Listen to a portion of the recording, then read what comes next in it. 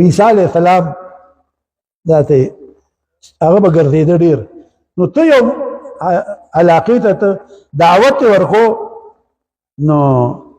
په یو کلي ته یې وړوکې غونته کلی و هغې ته چې وګوره مقبره وه خوا کې لکه راځي لاره باندې مقبره راشي چې ویې کتل معجزه یې وه الله ورته خو یو سړی په قبر کې چې بد حال و داسې بد حال و څه پکوړې نه هم پاخوا ریتېده عیسی علیه السلام ډېر خفه شو ولاړ چې لاړ پنځه شپږ میاشتې اووه میاشتې پس کال پس په هغه لاره بیا راځي چې راځي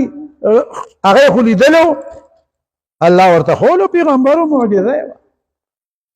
وارکه چې د حال وګورم چې څنګه دی چې وی کته ډېر په ارام او ډېر خوشحاله او ډېر په راحت او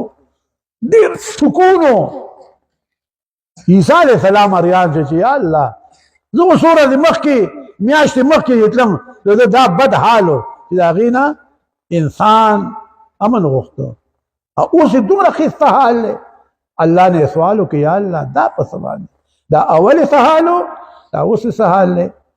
الله ورته وي دا په الف لام و چېرته نیکي نه وه کړې لوی حرامي و پوه شوې ده چېرته نیکي کړې نه وه خو د ده دی مړ شو د ده یو وړوکی و هغه دومره ښه چې خبرې شروع کړې چې خبرې شروع کړې مور واغسته استاد ته خیمو ته استاد ته وایه استاد ورته هغه ماشوم و دومره ماشوم و ورته یې ویل زده کړه بسم الله الرحمن الرحیم بسم الله ورته وښوله رس کې دوه کې هر څه الله عیسی علیه السلام ته وایي دې ماشوم په پاکه خوله باندې زما نوم اخسته الله رحمان رحیم نو ما له دې ماشوم د هغه وینا نه حیا راغله چې د پلار عذابو په قبر کې هغه نه مې عذاب پورته کړ راحت مې ولا ورکړ رحم مې پې وکړ خوشحالي مې ولا ورکړه نو دا ماشومان ستاسو دپاره سبب د راحت دی د خوشحالۍ دی هم د دنیا هم د قبر هم د آخرت په درې ځایونو کې به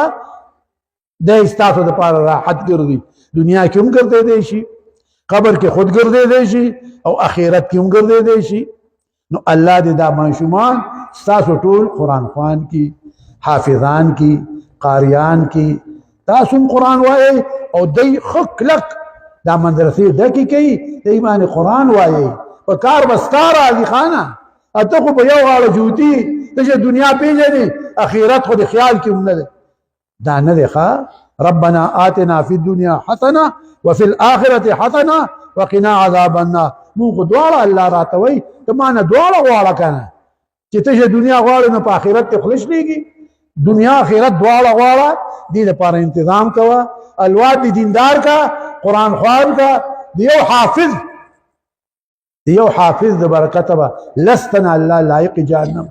د جهنم نه رها کوي د ده په شفاعت باندې نو الله دې زمونږ بچي ټول قرآن خوان کړي الله دې دیندار کی تاسو مونږ دې الله تعالی د قرآن سره محبت پیدا کی دې مدرسې له دې الله ترقي ورکي